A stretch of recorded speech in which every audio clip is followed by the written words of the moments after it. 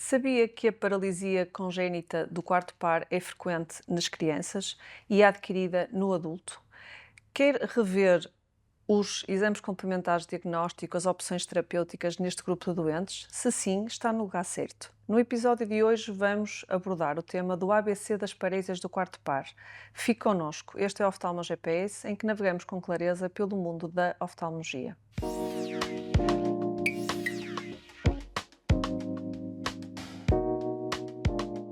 Olá, bem-vindos a mais um episódio do Oftalmo GPS.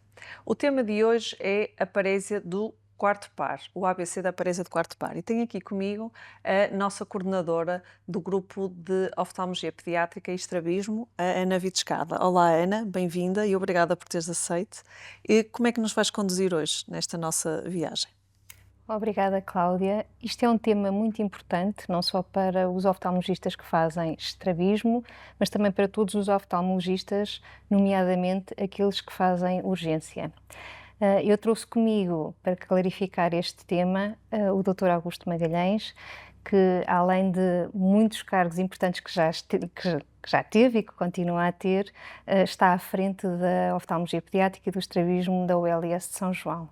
Muito obrigada por ter aceito o convite, Dr. Augusto. Eu é que agradeço o Olá.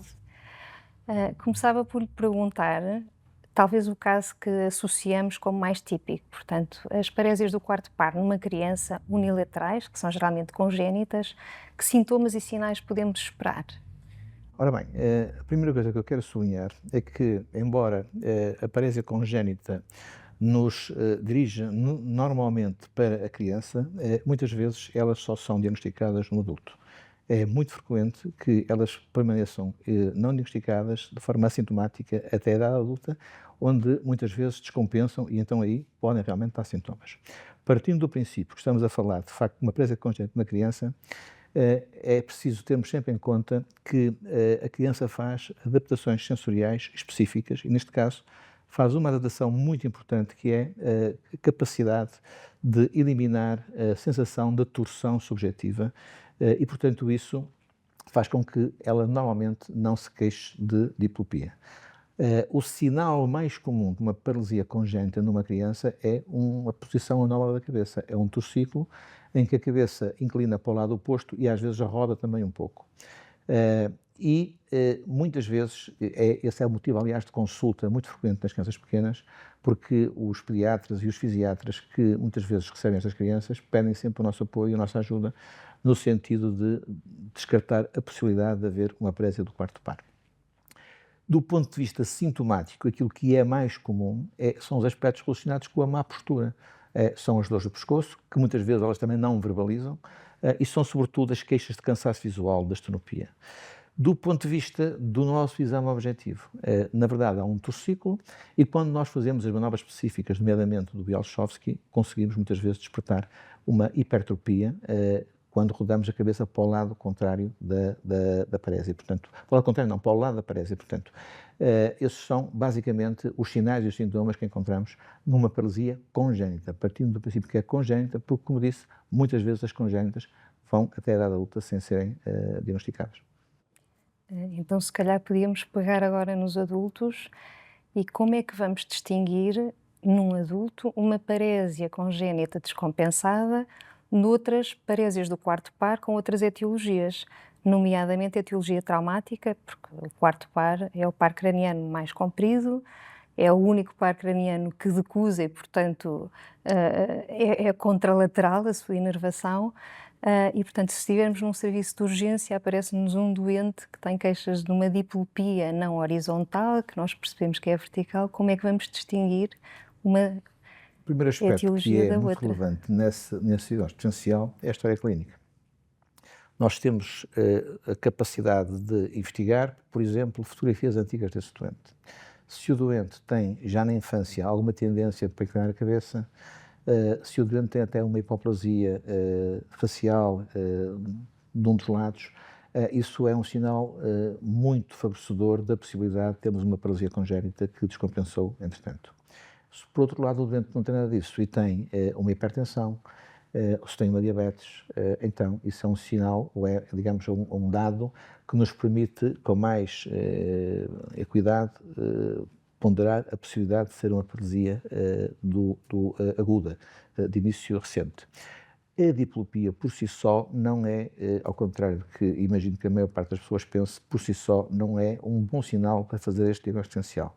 Porque, na verdade, 25%, cerca de um quarto dos doentes com paralisia congénita, quando começam na fase adulta, também se queixam de diplopia.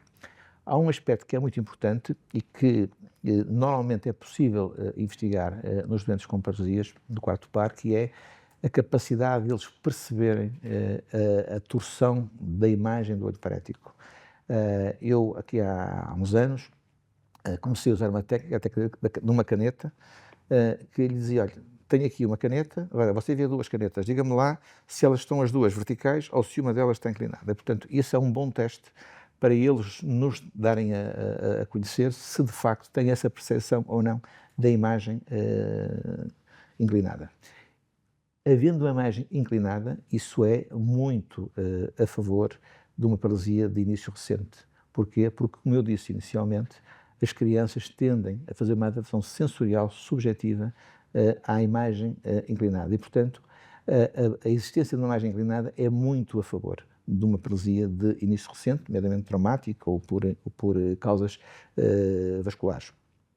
Se a isso associarmos, e formos capazes também de avaliar a amplitude fusional vertical ou ciclovertical, os dois aspectos somados dão-nos quase a certeza de podermos distinguir entre uma paralisia congénita descompensada de uma paralisia de início agudo, nomeadamente de causa traumática ou de causa vascular. Então, Dr. Augusto, para além da avaliação oculomotora, que já referiu aqui, que exames complementares de diagnóstico acha que são fundamentais fazer? Nomeadamente, já falou em relação à avaliação das torções, se acha que é importante fazer, quer na criança, quer no adulto, até para a nossa orientação terapêutica. Eu acho que a clínica é a mãe de todas as ciências, em todas as áreas da nossa prática. A avaliação dos movimentos oculares e a avaliação do desvio, nomeadamente com o cover test, nas posições cardinais do olhar, é, digamos, a mãe de todas as avaliações. No meu serviço, desde há muitos anos, nós usamos um protocolo de estudo das paralisias oculomotoras, não só do quarto par, mas todas, que inclui 3 exames fundamentais. Inclui a colorimetria, portanto, nós usamos o ecrã, o gráfico DES, inclui o sinoptómetro, para quem não tiver pode usar o sinoptóforo, eu gosto mais do sinoptómetro porque nos dá, digamos, uma perspectiva do desvio no espaço, portanto, usamos também o campo visual binocular. Mais recentemente, no meu serviço, eu estou a desenvolver com um engenheiro que por acaso era um doente portador de uma paralisia bilateral quarto par, desenvolvemos um sistema de avaliação e caracterização da diplopia com recurso à realidade virtual, com os óculos de realidade virtual, e que é hoje para mim uma ferramenta indispensável. Hoje não opero nenhuma paralisia, nenhuma diplopia sem ter, digamos, esse estudo feito com essa metodologia, porque de facto é extremamente fiável e permite-nos avaliar a diplopia horizontal e a medição horizontal, vertical, torsional, nas 9 posições do olhar, até uma amplitude de 30 graus vertical ou horizontal, e nos permite fazer o estudo fixando a 40 centímetros ou a 4 metros. E, portanto, é um teste, desse ponto de vista, extraordinário. Tem uma vantagem adicional este teste, que não tem nenhum artefacto de vidro vermelho e, portanto, não tem esse efeito, digamos, de ampliar a diplopia pelo filtro vermelho. Portanto, é também uma grande vantagem. Normalmente, nas paralisias de quarto par, usa-se muito a estria de Maddox, ou a dupla estria de Maddox, com um filtro vermelho de um dos lados para separar as imagens. A estria de Maddox é um bom teste para quem não tem o teste que eu tenho neste momento, porque a estria de Maddox não permite uma avaliação correta, por exemplo, nas infraversões, que é, digamos, uma zona da avaliação fundamental nas paralisias do quarto par. E, portanto, eu, nesta altura, prefiro fazer, digamos, estes testes que lhe disse, e incluindo esse teste com recurso à realidade virtual, que nós batizamos de ARCOS. Por outro lado, e na segunda parte da sua questão, acho também fundamental o estudo das torções. É um aspecto que eu tenho, sobretudo nos últimos 5, 10 anos, dado imensa importância, porque ela muitas vezes é a única queixa que o doente tem. Por exemplo, nas paralisias bilaterais, muitas vezes um dos lados está mascarado, e a queixa principal dos doentes é a torção. Por outro lado, a torção não resolvida numa cirurgia de uma parede quarto par, muitas vezes é causa de diplopia residual, que é altamente incapacitante para os doentes. E desse ponto de vista, usamos sistematicamente também o recurso à retinografia, depois com a aplicação de um software que é o CicloCheck, específico, que nos permite fazer a medição do valor torcional dos desvios, e ou então com o OCT, com aquele protocolo do glaucoma com o BMO, que nos permite também fazer automaticamente a medição das torções. Portanto, a resposta é sim, as torções são muito importantes, é muito importante avaliá-las corretamente e depois incluí-las no nosso algoritmo operatório. E falando agora então em termos de terapêutica, lançava-lhe agora duas perguntas também.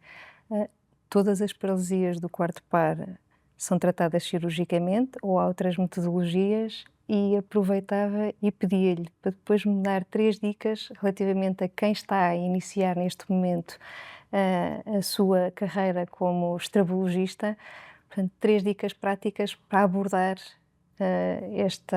o tratamento Respondendo à primeira desta pergunta, entidade. nem todas têm indicação operatória. Depende muito de vários aspectos. Depende da magnitude do desvio, depende da posição do olhar onde o doente se queixa mais de diplopia, se ele é mais ou menos disfuncional, depende da atividade do doente, depende de fatores que têm a ver com questões também pessoais e com decisões do próprio doente. De qualquer das maneiras, muitas vezes, quando são pequenos desvios e, sobretudo, se não incluírem um componente torcional, o recurso, por exemplo, a uns óculos com umas lentes prismáticas, resolve muitos desses casos e resolve-os de uma forma que, digamos, não tem qualquer risco e relativamente barata e simples. A segunda questão, que tem a ver com as dicas, eu acho que de certo modo, sublinhar alguns aspectos que eu já aqui deixei ao longo desta conversa. O primeiro aspecto é que é preciso, antes de mais, conhecer bem os bentos oculares. No caso da paralisia do quarto par, é preciso conhecer muito bem os secundarismos, as compensações musculares de uma paralisia do quarto par, porque, como sabem, por exemplo, o CNAP, já nos anos 60, publicou uma classificação dos quadros clínicos. É um quadro muito heterogéneo e nós temos que perceber muito bem essas compensações para tomar uma decisão. Portanto, é preciso estudar muito bem os bentos oculares e os desvios nas várias posições do olhar. Portanto, foi um aspecto que eu elenquei logo inicialmente. Depois, é preciso caracterizar muito bem a parte sensorial, nomeadamente a magnitude e a mistura dos desvios dos vários planos espaciais, horizontal, vertical, torcional, e conjugá-los de forma a perceber bem quais são os campos de ação onde nós devemos procurar um efeito maior e mais equilibrado. E o terceiro aspecto é, sempre que possível, em termos de tratamento cirúrgico, recorrer a técnicas mais simples e mais reversíveis. Como devem saber, a técnica mais utilizada na paralisia, no tratamento da paralisia do quarto par, é a simples retenção do oblíquo inferior. Eu acho, e há um estudo americano com 7.000 ou 8.000 paralisias estudadas, que mostra que 75% dos doentes só fez uma cirurgia e só fez uma cirurgia de um oblíquo. Eu acho que também isto é minimalista, porque muitas vezes isto é feito por cirurgiões pouco experientes e pouco habilitados e pouco diferenciados nestas áreas, mas, digamos, isto é uma boa dica, é um bom conselho, é fazer sempre cirurgias mais reversíveis, tecnicamente menos exigentes e, naturalmente, quando tiverem dúvidas, devem referenciar para centros mais diferenciados ou para cirurgiões mais diferenciados e mais especializados. Mesmo esses, e eu, digamos, querendo eu também incluir-me um bocadinho nesse grupo dos doentes mais diferenciados e mais experientes, mesmo eu costumo dizer que a paralisia do quarto par é sempre um grande desafio e eu normalmente só decido o plano no dia da cirurgia, portanto, porque até o dia da cirurgia, no dia da cirurgia, antes da cirurgia, vou sempre rever os gráficos, vou sempre rever os desvios, vou sempre rever os bentos oculares e às vezes tenho a tentação de fazer pequenas mudanças naquilo que eu tinha programado inicialmente. Portanto, é uma cirurgia que é desafiante, mas que também é muito gratificante, porque são doentes que têm uma vida completamente disfuncional e quando nós lhe melhoramos o campo de visão binocular e lhe resolvemos muitas vezes as torções, eles ficam extremamente agradecidos para a vida. Portanto, é desafiante, mas é também muito gratificante. E estamos aqui a chegar ao fim do nosso episódio e entramos aqui na nossa rúbrica fixa, que é o InFocus. E queríamos lhe perguntar, ao Dr. Augusto, que novidade é que nos traz hoje? O que é que nos vai apresentar que pode ser útil para a prática clínica de todos nós? Olha, vou fazer coisas pessoais, Muito bem. para ser, enfim, menos convencional. A primeira coisa, já vos falei também, que é deste projeto que eu tenho de estudo das diplopias, de avaliação e caracterização das diplopias com recurso a uns óculos de realidade virtual. Acho que eu tenho tido dificuldades primeiro, tive dificuldades, mas já consegui implementá-lo no meu hospital, já não é mau, em parceria com o Departamento de Informática e com o Conselho de Administração, e agora gostava de o pôr cá fora para partilhar com outras pessoas que queiram também utilizá-lo e testá-lo. O segundo aspecto é um aspecto que vai ser uma novidade este ano. Estou mesmo a acabar, aliás, estou na fase terminal de desenvolver uma ferramenta pedagógica para os mais novos, e não só, para quem quiser também vê-la, que é, vamos chamar-lhe, um atlas de cirurgia, um atlas animado de cirurgia de estrabismo 3D. Em que eu faço, digamos, uma revisão de coisas mais básicas e de variedíssimas técnicas utilizadas na cirurgia de estrabismo. Desde as mais clássicas da retroinserção-reseção, as pregas, a prega do óbligo superior, a tenotomia do óbligo superior, a retroinserção do óbligo inferior, portanto, todas estas técnicas estão consideradas, as transposições, portanto, a animação 3D, que eu acho que é muito mais, uma ferramenta muito mais pedagógica, é muito mais apelativa para os mais novos do que é verem os bonecos, os desenhos nos atlas de cirurgia, portanto. Eu penso que isto este ano vai ser publicado, hei de pedir à Sociedade Portuguesa de Oftalmologia para fazer uma apresentação num sítio qualquer, num congresso qualquer de um CD que vamos lançar, e ele será depois distribuído por todos os sócios da Sociedade Portuguesa de Oftalmologia que o queiram ter. O terceiro aspecto que eu queria aqui dizer, e isto é uma novidade para a maioria das pessoas, é que nós este ano, em princípio, vamos ter a subespecialidade de oftalmologia pediátrica e estrabismo. Ela já está aprovada no Conselho Nacional da Ordem, falta só ser homologada agora na Assembleia de Representantes, penso que em abril vamos ter essa homologação e, portanto, as minhas caras amigas serão candidatas a essa certificação. E basicamente eram estas coisas que eu tinha para vos trazer de novidades, umas mais diretamente ligadas com a técnica, outras mais com a organização e a certificação dos cuidados, mas já deixei aqui 3 novidades boas. Muito obrigada, Dr. Augusto. Foi um gosto estar aqui consigo. Acho que conseguimos tornar mais fácil um assunto que é difícil. E estas suas novidades vêm trazer uma enorme mais-valia na aprendizagem, não só do assunto que estivemos a falar, mas de abrir o leque e tornar a oftalmologia pediátrica e o estrabismo mais apelativos para todos os oftalmologistas.